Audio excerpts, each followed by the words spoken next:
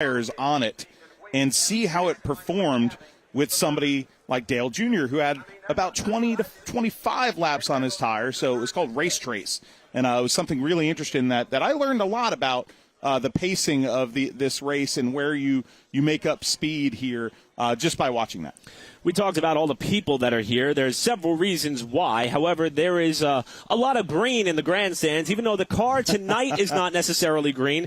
You were looking there momentarily at Dale Earnhardt Jr., who is back for his second late model stock series race of 2022. You see several junior fans who are out and about in the crowd here, and obviously there's a lot of anticipation and energy to this moment, and that car pays homage to the vehicle that his father drove in what was the 1998 NASCAR All-Star race.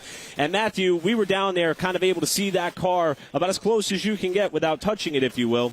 And I am just blown away by how good they were able to mimic that design. And you see Dale down there taking some time to talk to some of the people down there. And I will tell you, you had a chance to talk to him earlier. Yep. And it seems as though that despite the fact this, from our perspective, is a fun night at the races for him, he's also still got that competitive edge about him. He's got some pretty high expectations tonight, I would imagine. Well, that's Dale. Dale is, competitive just like any other race car driver, but he doesn't like to fail, and no race car driver does. And there's pressure on him. And the pressure, you may think, how does a guy like Dale Earnhardt Jr., an accomplished racer, two-time Daytona 500 winner, a two-time Xfinity champion, feel pressure in a late model race? Well, because he's going against some of the best of the best, and he's not usually in these race cars, so that is a lot of pressure. Hey, guess what? It's time. It is time. It is time to kick off qualifying. It is going to be a group-style qualifying session here at the Florence Motor Speedway. They refer to it as Euro qualifying, and it's going to be unique as to how we set this running order. This first group, everybody's going to go out once. They'll get their allotted time. It'll be in groups of about 4, and if you make the top 20, you're safe. If you're 21st or worse, you got to go out and try to do it again. You saw Michael Bumgarner on the track there. He was the 97. He was the first. There's Mamba Smith in that 170 car diving into turn number 3 to try to get some really fast laps. A lot of people didn't get to mock up today and make qualifying runs, so there's a little bit of tension, a little bit of uneasiness in the pit area today. Yeah, and obviously we really don't know who's going to be the fastest here, as this is the first time everybody is pretty much on an equal playing field, with being that they are qualifying on their race tires. You're looking at Kyle Wood, who is on the racetrack trying to lay down some laps. How about one of the winners so far here this weekend? That's Bobby Tumbleson III. He picked up a checkered flag last night in the street stock competition. Imagine his success at North Wilkesboro. Matthew, triple duty for this driver, and boy, he did really well in the limited late model feature last night as well. Yeah, he sure did, and almost pulled 2 for 2 last night, and looking to make a second win of the weekend this weekend. Tubleston, a guy that gets around Florence as good as anybody, and it was interesting to watch him hopping from one race car to the other. But you see that number 97 car, the heartbreak last night, because he led, Bumgarner led most of that limited late model feature, some of that feature up until the end. Yeah, Bumgarner, someone who has had much success in limited late models, has recently won the Fall Brawl in limited late model competition. But you're right, he was close to grabbing yet another marquee victory. He is first of the first group to be out on the racetrack. Here's a Cars Late Model Stock Car Tour frequent competitor. This is the number 32 of Zach Miracle out of Indian Trail, North Carolina. Had a pretty solid year in the Cars Late Model Stock Tour. In fact, he has been a winner at the Florence Motor Speedway several times in late models. And there is Justin Whitaker, the Wilson Tires Pro Professional Concrete Flooring Solutions machine from Burlington, North Carolina. Kind of looks like the Bobby Labonte number 44. He's a good friend of Chris Rice. I heard Chris is actually on the grounds, is what I heard. I haven't texted him with yet. And these guys grew up together. They know each other. And Colleague Racing and Chris Rice offering as much help as they can to their friend in that number 44. Hard to believe this is, in fact, Whitaker's late model stock debut per his social media outlets, for someone who has had so much success in limited late models. And here's Zach Miracle. Got to watch this young driver at Caraway for the season finale of the Cars Late Model Stock Tour. Boy, did he have himself a solid run until something came undone late and took away the opportunity to end the season on a high. But he's on a high right here, top of the charts for Zach Miracle. Wow. That's a 17.5 across the board, 0.2 of a second quicker than Michael Bumgarner, who now falls to second. Again, the key to this qualifying session is going to be you have to be in the top 20. Now, keep in mind, 2 drivers came into this afternoon's qualifying session already locked into tonight's South Carolina 400. That, of course, was Everett Lucas, who was the winner of the limited late model race last night, and runner-up Boo Boo Dalton in what was quite the way to end the Friday portion of our program. Even though it was Boo Boo who was not all that thrilled with how the results panned out, he is locked into the field. All right, the T2 car on the track right now, Travis Truitt from Conway, South Carolina, and then Jacob Heavner in that number 95 on track here for his time trial run, 3 laps. As group qualifying continues, let's head back down to Jacqueline Drake trackside. Yeah, guys, we talk a lot about the tires and the drivers that had mocked up during practice, but one driver that didn't get to do that is the number 52 of Jordan Stillwell from Kannapolis. This is his first late model stock race ever. His sponsors wanted him to come out to the South Carolina 400, but they didn't have the cash to have more than one set of new tires. They're on his car right now for this qualifying run.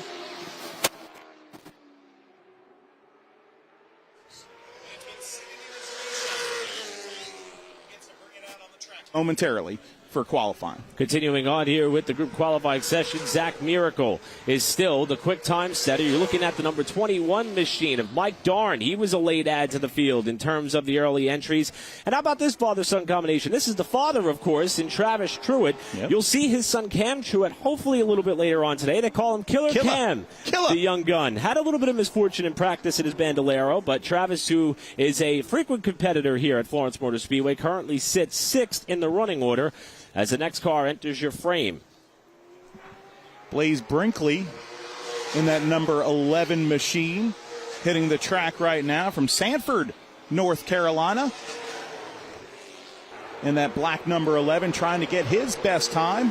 This is a pretty good group of cars that are hitting the track right now, including that number 50, who's locked in the show, Greensboro, North Carolina's Boo Boo Dalton, a fan favorite who thought he won the race last night.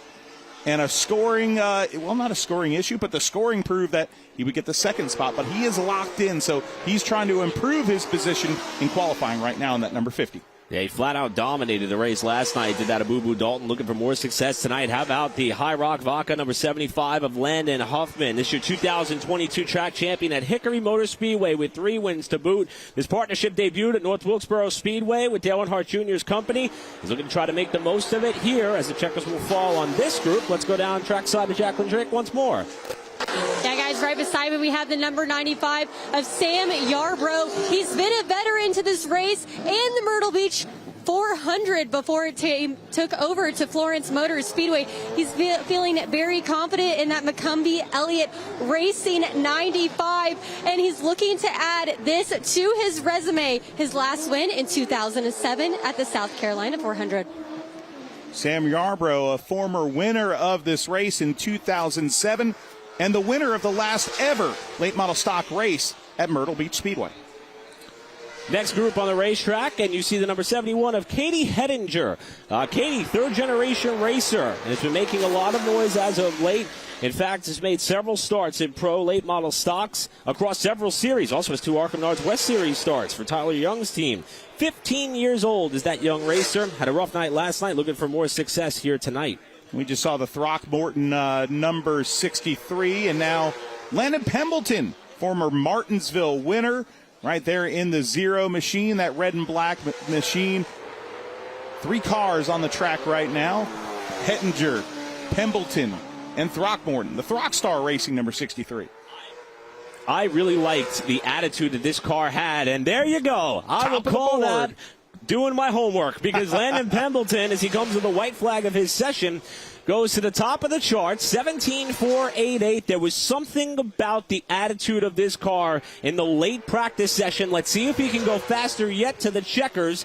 And it'll be a 17.464. So by 36 thousandths of a second, Landon Pembleton to the top of the charts. And folks, Katie Hettinger moves up to 3rd on the board in her session as well with a 17.612. As our limited late model winner from yesterday, and Everett Lucas enters the racetrack. Let's go downstairs and hear from Jacqueline Drake again. We have a We have a couple of females in the field, including this one right here, the 41, Whitney Meg, who did have an O-ring blow off in practice. Her team was able to pull it back together. She's feeling a little bit nervous about this qualifying run, but I said, hey, get out there and do the best you can. She's hoping to put it in the top 20 and lock herself in to the feature event. You also see that number 98 on the track of Cody Kelly, one of the twin brothers that are racing here in this race. Casey Kelly, his twin brother. This is a racing family. Their father, a successful late model racer here at Florence. And there's Sam Yarbrough, one of the favorites here this weekend, Eric Brennan. Yeah, when his name popped up on the entry list, I'm sure that several eyebrows were raised across competitors, seeing that they would have to go up against the new quick time setter. That's Yarbrough with a 17.438, 26 thousandths of a second, quicker than that of Landon Pendleton. Let's see if he can lower the hammer even more this time through. Oh, look at him working the head to the checkered flag.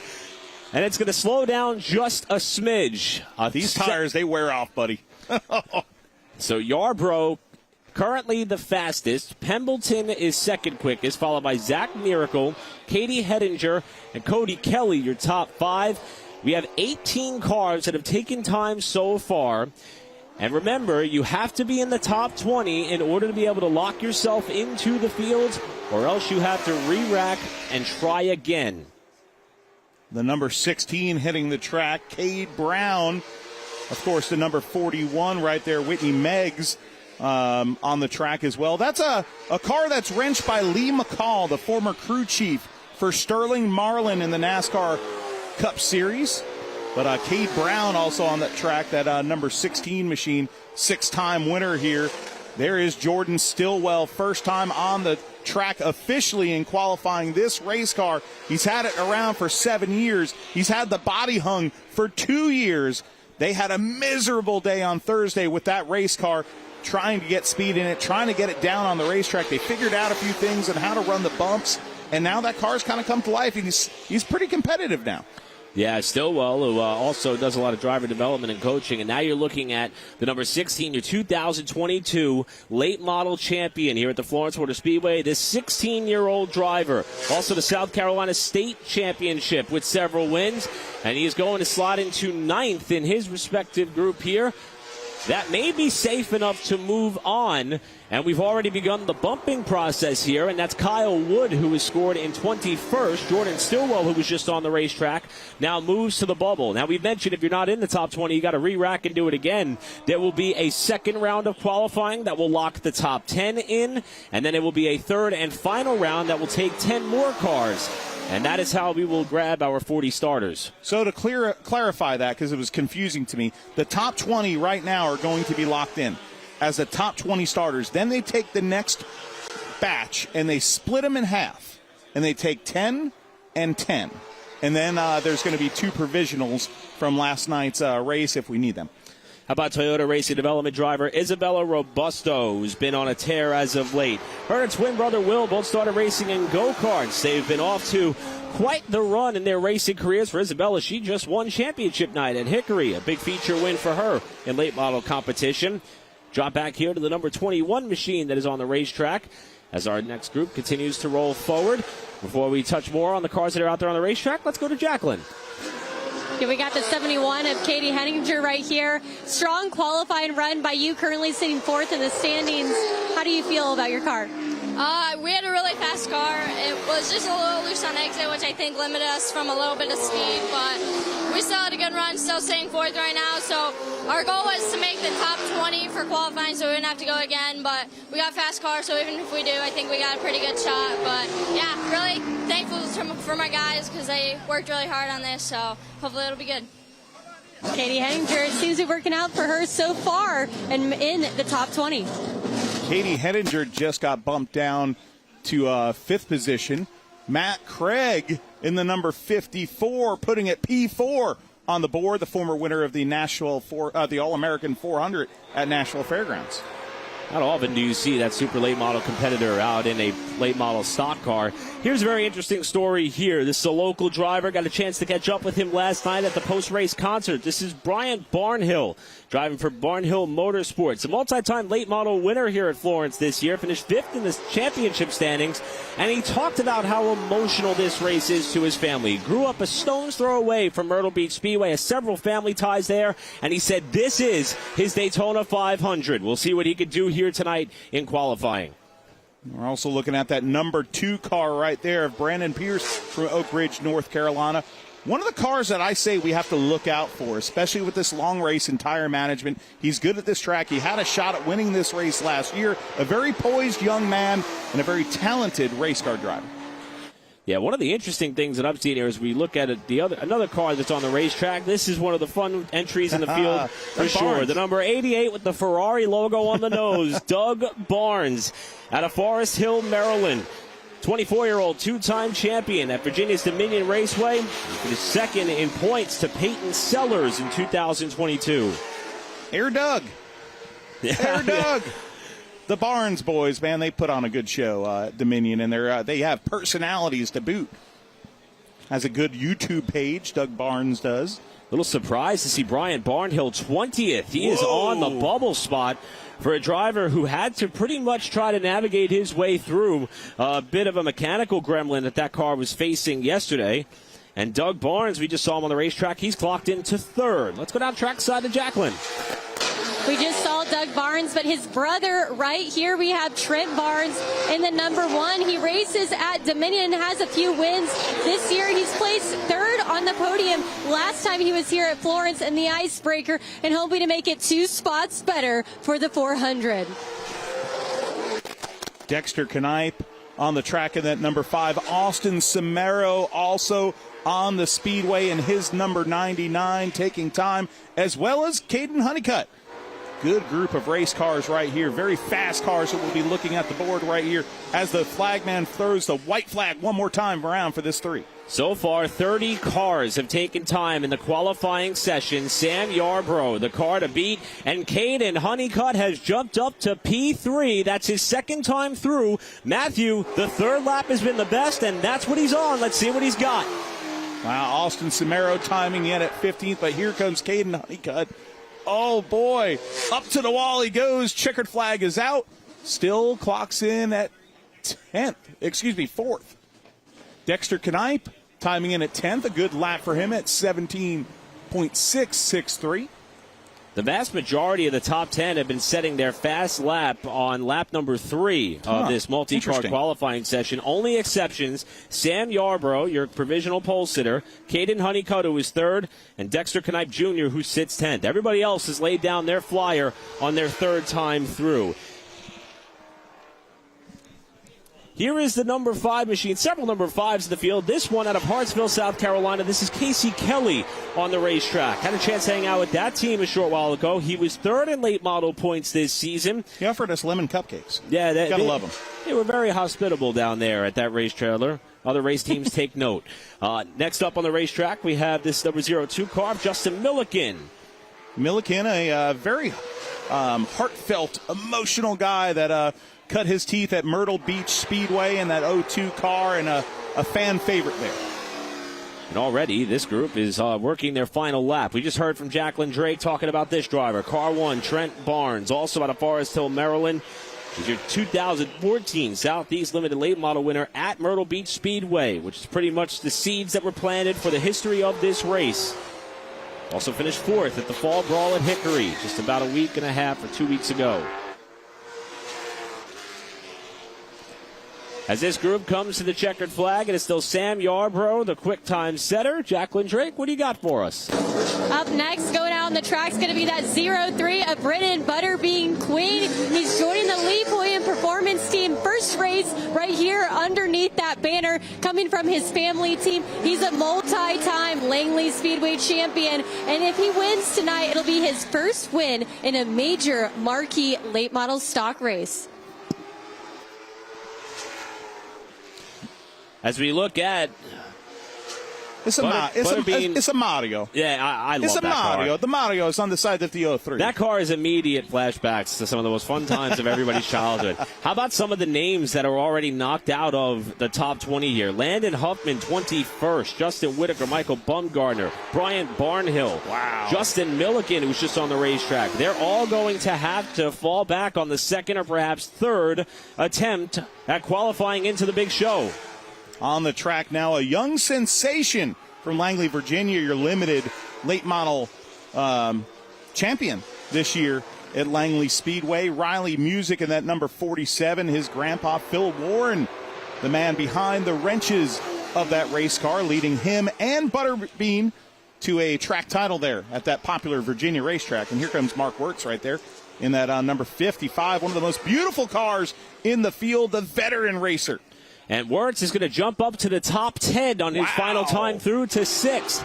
So Wirtz, whose name is going to go down in the record books, is one of the best to ever do it at Langley Speedway, competing here tonight at Chesapeake, Virginia. And he's laid down himself a bit of a flyer, and I think that's going to be pretty good to solidify his position in tonight's running of the South Carolina 400.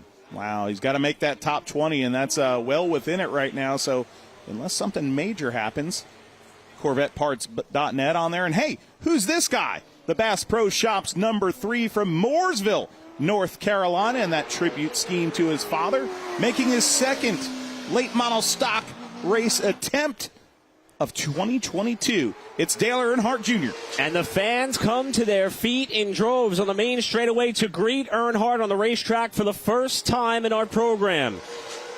Earnhardt, look at the front tires on that car. Yeah. Looks like he's working that thing over that bump at the exit of turn number 2. The time to beat Sam Yarbrough, 17.438. Junior, his first lap certainly is not going to put him up there. But look at the fans all keeping tabs on these laps. On their feet right now. Threes in the air. And what a display here. 44 of Connor Jones on the track as well. Getting set to come through here to what will be the close of this group. Connor Jones timed 6th in this run. 6th with a 17.551. We'll give you Dale Earnhardt Jr.'s time here in a second. 23rd, 17.737. Dale Earnhardt Jr. currently not in the top 20. That is not what we anticipated out of the Junior Motorsports team as a checkered flag flies across the board. So far, late in this session, it appears as though Connor Jones has been one of the highest drivers to move up here, going out relatively late in qualifying, as you mentioned, 6th. And there's that number 44 car. He could rest easy. He's not going to have to regroup and try to do this again. Jacqueline Drake, what you got going on down there trackside? Another driver outside of the bubble currently is the number 2 of Brandon Pierce, and you'll be able to make a few adjustments after this round is over. How is your team going to be able to move forward in the second round to enable a lock-in? Yeah, I'm pretty happy with that qualifying effort right there, honestly. We had the crate motor tonight, and I needed just a little bit of drive off of 4 right there, and I think I could have been about a 10th better, which looking at the times, I think about a low 60 would have put you in the show, so we'll work on it here a little bit, and I think we're good enough to make it in here in this next round. Kevin Harvick actually visited your trailer earlier. Did he give you any tips that you're going to be able to use for the race tonight? No, just good old time's sake. Growing up, he lived next to my parents, and this is the first time we've seen each other since he moved away to Charlotte. So nice catching up with him and getting to see his son Keelan race tonight. So, when they moved, Keelan had not been born yet. So, and I was still small, so I didn't even have facial hair yet, so I was about 15 years old. So, really cool to see them, and I'll be pulling for Keelan tonight, and hopefully we can get this puppy right here in the show. Brandon Pierce and Keelan Harvick, you're going to see him a little bit later today in the Bandoleros. David Roberts on the track. Bobby Jones, who introduced us to Perlo, which is a rice and chicken and sausage dish, before, on the track as well. Just finishing their qualifying effort, as well as, who's the third car there, buddy? Oh, it's Riley Gentry, who who did get up to the 16th spot on his lap. So Riley may have to hold his breath a little while longer before he could breathe easy. We'll see if that'll be an opportunity for Riley to not have to go back out, at least in round number 2. Yeah, he's going to have to hold his breath. That second-generation driver, his father, great in the Southeast Series. In the All-Pro days back in the day, now you're looking at the number 22, Mason Diaz. He started the weekend in a number 77 car, suffered some damage to that car yesterday in practice, just rolled out the backup car today in that number 22. Let's see what Diaz can do. Diaz works his way down the backstretch. Track looks incredibly slick here so far as that car is moving around a good bit, coming off of turn number 2. Again, it is still Sam Yarbrough, your quick time setter. Landon Pembleton is second. Caden Honeycutt, your top 3. Diaz took 14th that time through. And he's working on his final lap. Also on the track, the number 28 of Ryan Glenski, the second-generation driver. You see that 28 right there going slow on the back stretch because the checkered flag is out. Mason Diaz to second on the board, 17.447 seconds for the driver of the number 22. Looks like the decision for that Chad Bryant team to swap cars is going to pay off big dividends. And Glenski, 18th, only 2 spots to the good, to not have to go back out in round number 2. Well, we saw one of the Junior Motorsports cars on the racetrack, and unfortunately, Dale Earnhardt Jr. sits 26th right now. What does your 2022 Cars Late Model Stock Tour champion have in store in Carson Quapple as he is on the racetrack? And there is the number 7 car who made a lot of noise last night. A 12-year-old from Williamsburg, Virginia. Tristan McKee in that number 7, taking the late model storm world by storm here. 3 cars on the racetrack right now. Matt Cox, the other car on the racetrack, and the Aaron's number 51. Couple of hot bullets in the chamber on the racetrack right now. Let's check in trackside with Jacqueline Drake. We've grabbed the 55 of Isabella Robusto. You just poked yourself outside of that top 20 and outside the bubble, so you'll be going into the second round. What are your thoughts when you have to hit that second round of qualifying? Yeah, I think I just got to repeat what I just did. I mean, we were only a couple spots out there, so just try and repeat what I did, and hopefully we'll get towards the front of this group so we can start mid-pack. Isabella, she's had 2 wins in 2022 at Hickory Motor Speedway in Tri-County. You can catch her in that 55 Yahoo. Yahoo! I can't even do it. But hey, you know who's saying Yahoo inside his car? It's the driver, that number 51 right now, Matt Cox, the local here, that puts it 4th on the board, 17.482 seconds, and timing in 9th right now, the number 8 car of Carson Quapple, 17.598 seconds. That was a very strong group that was just out on the racetrack. We expect more of the same here. This is Anthony Adams, ran the limited late model feature last night out of Simpsonville, South Carolina. In 2020, he was so happy to see this race have such a positive impact on the Florence Motor Speedway. I can't imagine what that driver thinks of what he's seeing tonight. And how about this racer, Matthew? Got a chance to catch up with him earlier on tonight. Yeah, Justin Hicks was really fast on the board here yesterday and thinks he has a really good shot at qualifying here, but says the balance on his race car on 150, 120 lap tires is what he's really excited about for this feature event, 200 laps today. There's R.A. Brown, the great veteran racer who started racing here in the early 90s. His first ever race was here, I believe it was 1995 or so, in a limited car right here at Florence. Committed to racing at Anderson Speedway in 2022, finished 3rd in limited late model points there. Happy to see R.A. Smith back in action.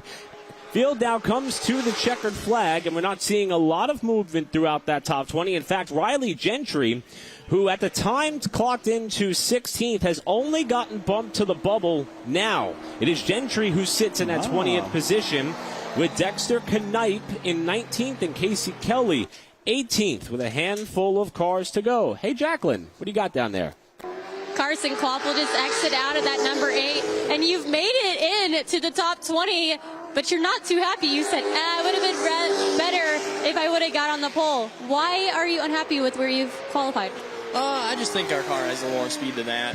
Kind of all weekend we've mocked up, and just overall practice runs, and the car has felt way, way better than what we've been able to run for time-wise. And I guess I kind of expected it going into qualifying. But I just think our iRacing Chevrolet is going to be able to be really good on the long runs, and I was kind of worried about qualifying run, but just happy to be in the top 10. Now your boss man in that 3 car, he's outside the bubble. Are you going to head down there and give him some tips and tricks for this track? I think so, if he accepts any. He's ran here more than me, I would think. He ran back in the 90s and won a few races, so I'm sure he'll be able to figure it out. I think he's missing just a little something. Carson Kvapil in that number 8 can watch out for him in that iRacing Junior Motorsports Hot Rod. 2 cars on the track right now. Jacqueline, the number 1 of Jamie York, and putting a lap down in the top 10. 10th score it to Ryan Millington, driver of the black number 17 car, 17.541 seconds for the former Hickory Motor Speedway track champion. And that will do it for the first round of qualifying. 53 cars took part in the competition. And Sam Yarbrough, we talked about it as soon as that car rolled out on the racetrack, has laid down the quick time for tonight's running of the South Carolina 400 with a lap of record 17.438, 9 thousandths of a second quicker than Mason Diaz, who wound up second. Landon Pembleton was third, then Matt Cox and Caden Honeycutt your top 5.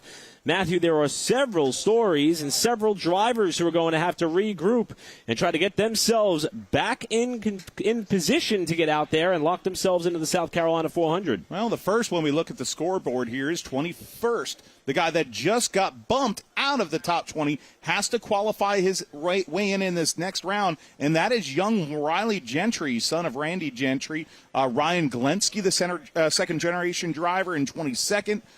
Boo Boo Dalton is in 23rd, but hey, he's locked in. He's just fine. But the guy from Mooresville in that number 3 car probably feeling a little bit of pressure down there to get himself into this ride while Sam Yarbrough climbs into his car. Look at this packed house here at Florence Speedway. So great to see this place packed again. Racing here in the PD, such a rich history of late model racing here in the PD region of South Carolina. And, of course, with the demise and the going away of Myrtle Beach Speedway just 2 years ago, now getting to see this place packed is a beautiful thing. Let's go down to Jacqueline Drake, who I think is standing down with Dale Earnhardt Jr. Yeah, I've caught up with Dale, and you're just discussing with your team the adjustments that you want to do on that car going into the second round. Can we say that wasn't part of the strategy to not make it in the top 20 there? It's a tough crowd here. This is a strong field of cars.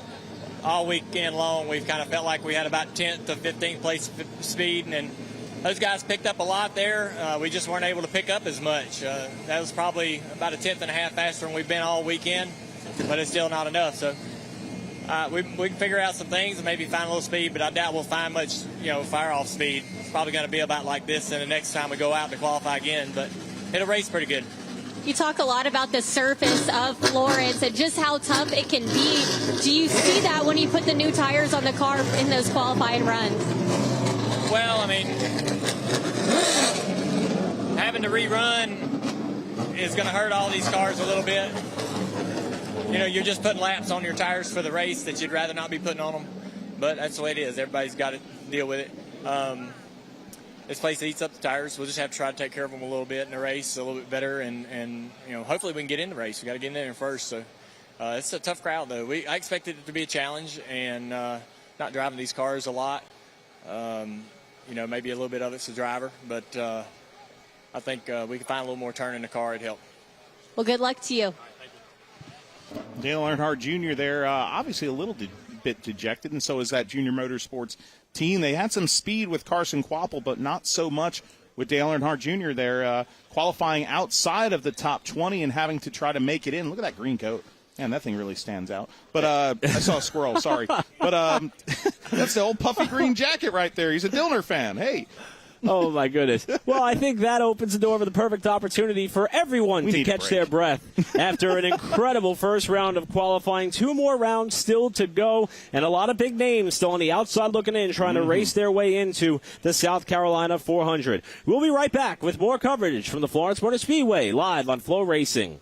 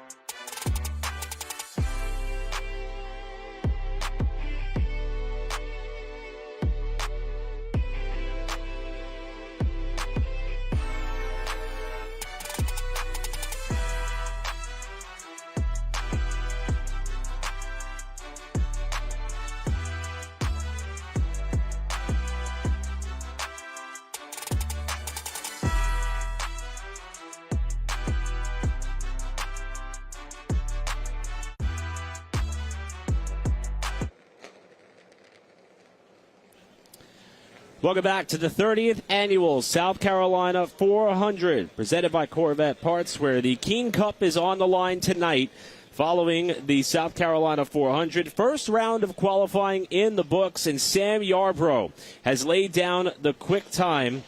And, Matthew, we've seen a lot of surprises in terms of the running order. We're looking at the current weather conditions here in Timmonsville. I think that may have a lot to do with it. I think so right there because the temperature is dropping. Now, this is going to be interesting. We started qualifying at about 56 degrees. It's dropped 3 degrees in just a short time, and I think that's going to continue as the sun has gone down here in Timmonsville, South Carolina. The speeds are going to go up. But remember, some of these guys just put 3-4 laps on their cars at full speed, trying to get after it, kind of get on the gas, coming out of the turn, burning up all the goodie on the right rear and the right fronts of those race cars. So, you know, you would think that maybe some times would be pretty good and go up. We're going to see some tire degradation and some slower speeds, but the guys that aren't in the show, man, they've got to fight to get themselves in the show. Look at the cars. They're all lined up on the backstretch. It's a very tight pit road here, Eric, and so we got to do a little jumbling around to make room.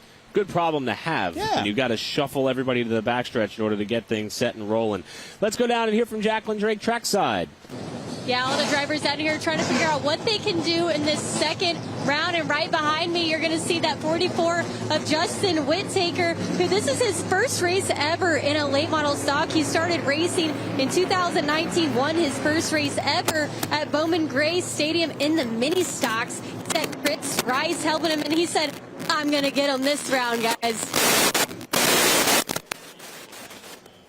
Yeah, Whittaker is somebody who I remember back when they did the late model stock throwback events, that he had a beautiful Slim Jim, Terry Labonte throwback scheme to the old Xfinity Series days. And he's someone who's very passionate about what he does, and that relationship he has with everybody over at College Racing, Chris Rice and more. You see the A.J. Allmendinger logo above the Fogelman right there. Wow, yeah.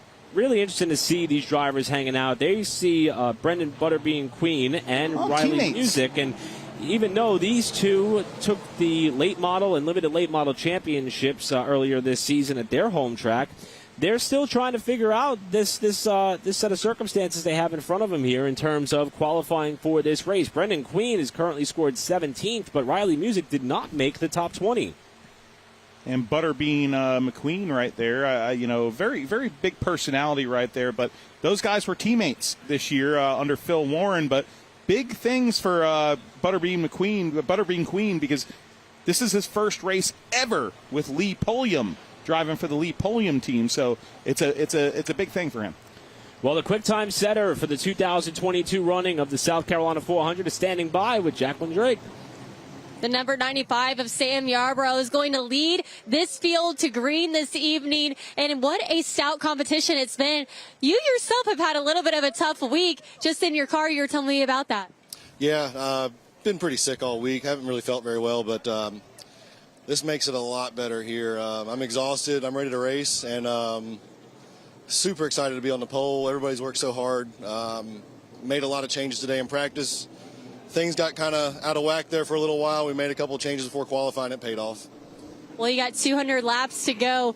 Go ahead and take yourself a nap and get ready to strap in. Sam Yarbrough going to lead them to green. Pole award right there.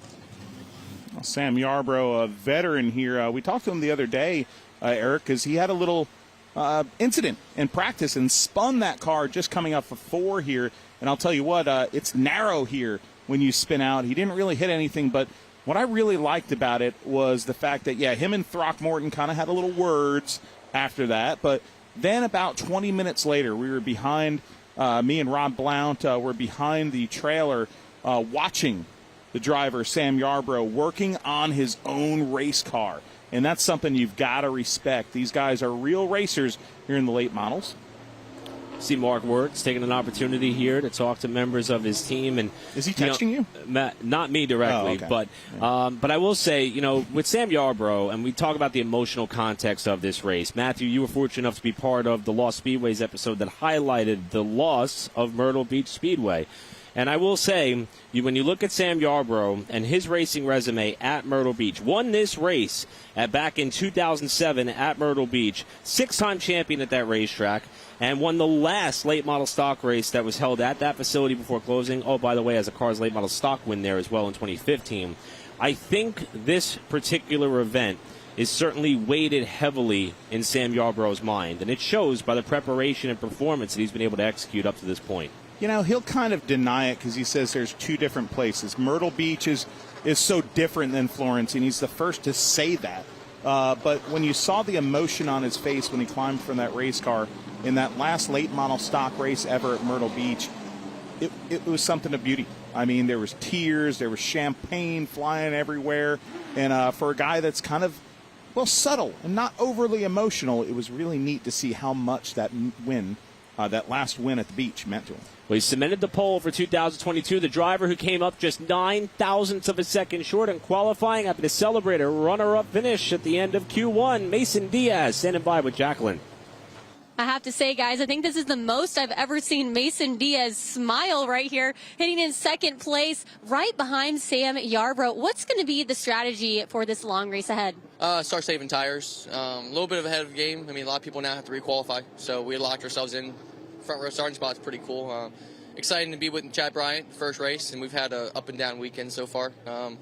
We kind of went off the racetrack turn one with right front blown, so it's something with Chad Bryant racing in Florence, something always got to go wrong. And right before going qualifying, we noticed the hubs are cracked from going off the racetrack, so we replaced those with late the qualifying tech and went to qualify. So up and down weekend with Chad, but it's been fun so far, and I'm happy to be able to show for some speed for him, and hopefully tonight start saving tires early and be up front. Well, Chad Bryant racing, you know, he was the race winner last year with Ty Majeski, so we'll see if that luck will continue to turn around. You know, the last 2 years, that Chad Bryant car has been the best car here, you know, period. So, but Ty Majeski not in that car, but a very talented young man behind the wheel, Eric Brennan. Yeah, and the fact that Majeski's not entered in the field tonight means that we will have a new winner at Florence as far as the South Carolina 400. So that'll be something that we will be keeping our eyes on. Still moving some furniture in the infield. So with that, we're going to step aside once more. We'll be back with the second round of qualifying for the South Carolina 400 live on FloRacing.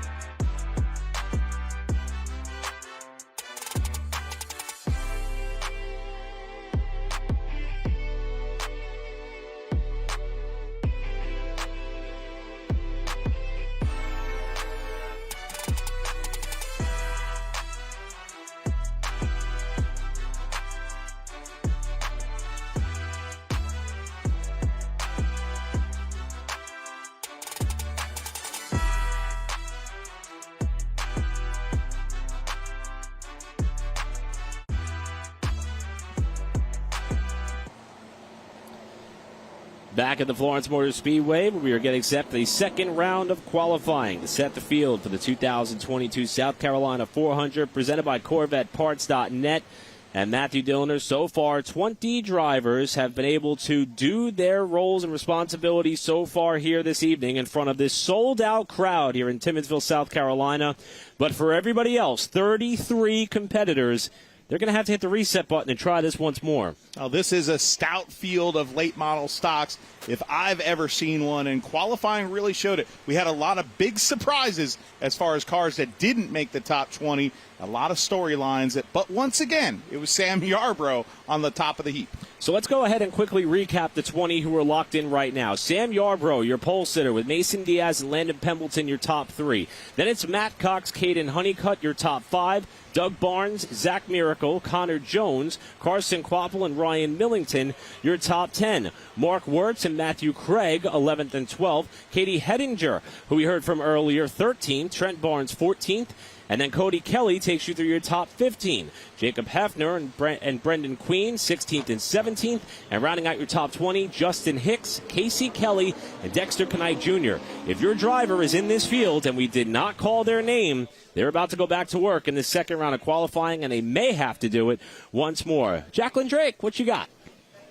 The 54 of Matt Craig is right beside me, and a rare late model stock start for him and already locked into the race. You said, I'm happy. I've made it in. What are your plans going into the 200 lapper? Yeah, I mean, it's a long race. We're used to it, though. In the Supers, we run quite long races. But this track is very abrasive, old, not a lot of grip. It's going to be really cold. So it's gonna be a slow race for a little while, but you're going to have some tire left and go hard at the end. You talk about a slow race. You've even referenced the late model stocks feeling slow coming off of the Supers. How has that adjustment been for you? It's been tough. Luckily we had a ton of practice here this weekend to get used to it, get some seat time, and get some laps. But, yeah, these cars are a lot different than what I'm used to. But we figured it out enough, and we're going to be able to race tonight. All right, that's Matt Craig, your multi-time super late model champion. When I asked him why he's here at Florence, he said, because Marcus told me to. Thanks a lot, Jacqueline. And Matt Craig, again, talking about increasing the intensity of this field. And here's another driver I think we're going to have to keep our eyes on here tonight, Matthew. I'll tell you what, it was the big surprise, I say, of qualifying, maybe besides Dale Earnhardt Jr. not making the top 20 for me, would be Brandon Pierce here in this number 2 car. Last year, he started deep in the field, so this might not be a strange thing for him. Last year, he started 28th in this race and drove it all the way up to 3rd and had a real good shot at the win. So, well, maybe he's going to have to repeat that feat, but of course, very disappointing not to see the young driver of that number 2 in the top 20. And they're going to have to regroup and get ready to roll back out. One driver who did not turn a lap in qualifying but was out here earlier today was the Tuttle Racing number 21 of Jimmy Wallace. Oh. And we were in the pit area when this took place, but going down into turn number 1, which if you haven't noticed based on our coverage so far of this 4/10 of a mile oval, there's no outside retaining wall from turn 1 to turn 4. You can see that here as it wraps around this off of turn number 2 and down the back straightaway. And that's the case all the way throughout. For Jimmy Wallace, he was going down the main straightaway, and the worst thing that could happen inside of a race car besides fire, the throttle stuck wide open. As you can see, the drop, which oftentimes, Matthew, is praised by drivers that they don't have to encounter a concrete wall. It's typically used to try to slow down vehicles from exiting stage right. For Jimmy Wallace, that's exactly what he did down to the first corner. That car left the racing surface. By the time it landed, Jimmy said he was able to finally hit the kill switch on that car before he made contact with some of the protective barriers that are nestled a little bit more closer to the forestry here. The good news is Jimmy Wallace is okay, but my goodness, was that car destroyed. Yeah, I'll tell you what, this racetrack right here, people will say, wow, there's no walls around it. A lot of people that maybe aren't used to short tracks will say, well, that's got to be dangerous. Let me tell you something. Up in New England, especially, there's a lot of racetracks that don't have walls, and especially, well, it's late model stocks. It's every division. You know, if you're running a hobby stock class and you're new to racing and you make a mistake and you spin out in the turn, you're not wrecking your car against a concrete barrier. So it's kind of a car saver, and it's a little bit of forgiveness in some ways, but it does provide some dramatic moments when something like Jimmy Wallace's wreck happens. there's no worse feeling in the world in a race car when you've got the right foot down and when you lift off that throttle and the car keeps on going. Yeah. It's instant panic. And he took a wild ride. There's skid marks in turn number 1 where that car launched off the racetrack, and it was a very dramatic scene to see that 21, but to see that modified driver who, Twilight's in the Smart Modified Tour, and we've gotten to know him over there on FloRacing, but first time he had that late model out this year, and man, that thing's a planter now. I mean, that's all it's going to be good for is to basically plant flowers in it. I saw someone down trackside. He said, that's a push car now. And I said, what do you mean? He said, it belongs in the bushes. There's no other use for it. Riley Music waiting for his turn to be called on to join the tail end of the pack here. I should say, rejoin the qualifying field, being that he's going to be one of the cars that rolls out later. That's why they're maneuvering the vehicles based in the order they're going to go out for this second round of qualifying as we continue to kind of set things up. 53 cars made laps. You mentioned Jimmy Wallace not being out there. There's also Bandoleros, Legend cars, Super Trucks are here tonight. Last night we had street stocks, mini stocks, and limited late models. There is a lot of people not only in the grandstands, but there's also a lot of competitors back there in the pit area. And orchestrating and choreographing this in order to get things rolling, of course, it's going to take a little bit of time here at the beginning, but it's in the name of fairness. And I kind of like this format. The more we talked about it, Matthew, it seems like the fair opportunity. Yeah. The group qualifying effort, and if you happen to not get a good run or make a mistake, you really get an opportunity to hit a reset button. You don't have to throw your hands into an LCQ, although they're entertaining. You don't have to risk tearing your stuff up, at least. I personally like the LCQ, though. I do, but I get it. And these competitors, Eric, you talked about it before. They kind of like this opportunity as opposed to the LCQ. But I'm sorry, the frosted side of my mini wheat always goes LCQ. I'm right there with you. I'll agree with you on that one. However, I think this lessens the likelihood of teams having to load cars up piece by piece, if you will. So I think that's why they might be a fan of this. Yeah, so we mentioned quickly the top 20 here in qualifying. Locked into the field, this is how things will line up in the South Carolina 400 in terms of the first 20 cars. And Matthew Sam Yarbrough ends up laying down the quick time but by less than 100th of a second over Mason Diaz. Landon Pembleton, the former Martinsville winner, timing in third. And Matt Cox, the guy who's won here a whole bunch in that number 51 Aaron's machine. Caden Honeycutt, you've seen him in the ARCA series. He's hoping to run full-time next year in the NASCAR Camping World Truck Series is Caden Honeycutt. Doug Barnes, the Maryland driver, but he races regularly in Virginia at Dominion. Zach Miracle, Connor Jones, Carson Quapple, the junior motorsports entry in the Cars Tour champion, timing in ninth in that iRacing number 8 machine. Ryan Millington, very talented young race car driver. Not a big budget team either, that number 17. To see him time 10th was great. Mark Wirtz, the veteran. How about that right there in that beautiful number 55? Matt Craig, who's a big super late model driver. Doesn't get to run these cars very much, timing in 12th. Katie Hedinger, the very talented 15-year-old girl that has made her name at Hickory Motor Speedway this year. The other Barnes boy, the Trent Barnes of the Barnes brothers, Cody Kelly, Jacob Hefner, and then Brendan Queen, somebody who I've gotten to know a little bit at North Wilkesboro and here, a great personality in 17th. The rest of the top 20 cars that are locked into tonight's race: Justin Hicks, 18th. Casey Kelly, a frequent winner at Florence Motor Speedway in the NASCAR late models this year. And Dexter Knipe Jr. was the last car to get in without having to put more laps on his tires and risk missing the big show. Laps on the tires, man. Laps. Every tick.